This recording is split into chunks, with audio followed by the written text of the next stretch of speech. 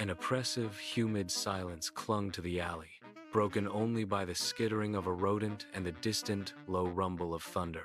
A single jaundiced streetlight flickered spasmodically, casting long, dancing shadows of overflowing trash cans and a dumpster slick with an oily sheen.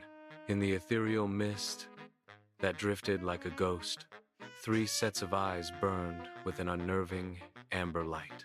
A tortoiseshell queen, her fur like a mosaic of midnight and copper, watched from atop a discarded wooden pallet. The rain had just stopped, and droplets clung to her whiskers, catching the sickly light. The 2 tomcats, a scarred black brute with one ear notched like a broken dagger, and a sleek, muscular ginger, circled each other on the wet concrete.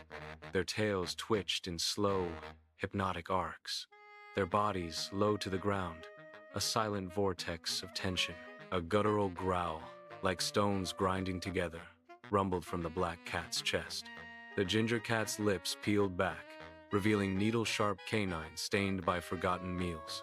They were a pair of gladiators, their every movement a threat. The queen didn't flinch. She was the prize, the arbiter of this dark ritual.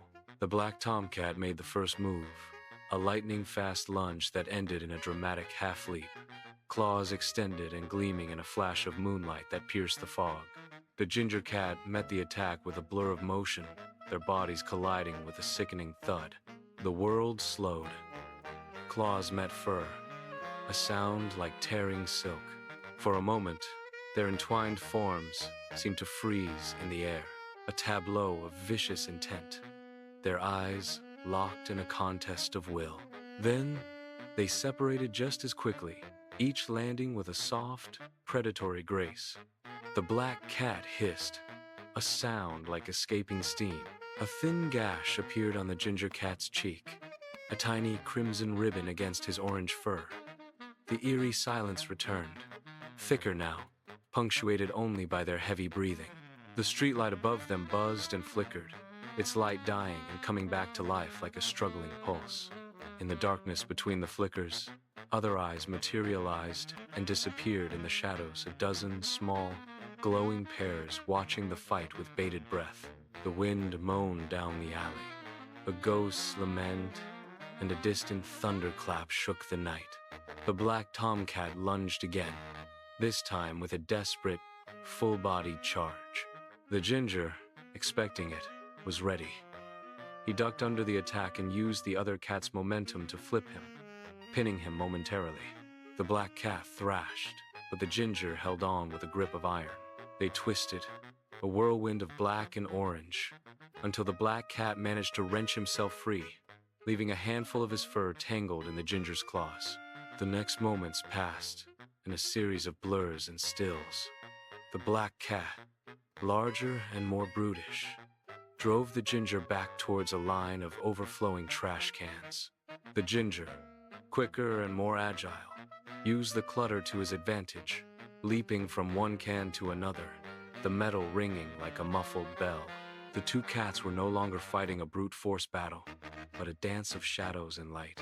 With a final, terrible screech, the ginger cat lunged one last time. This, a feint. The black cat, enraged, fell for it. As the black cat overextended, the ginger twisted, swiping out with a clawed forepaw with surgical precision. The black tomcat stumbled back, a low whine escaping his throat.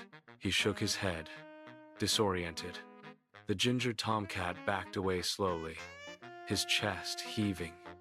He gave a final, authoritative growl and leaped onto the nearby fence.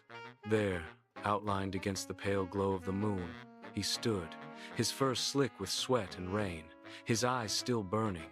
Below, the black tomcat gave a defeated snarl and vanished into the deepest part of the alley's gloom. The tortoiseshell queen remained on her perch, still as a statue, for a long, silent moment. She and the triumphant ginger cat held each other's gaze. The fight was over. The dominance was established. With a final flicking twitch of her tail, the queen turned and disappeared into the labyrinth of crates and pallets, leaving the victor alone under the flickering light.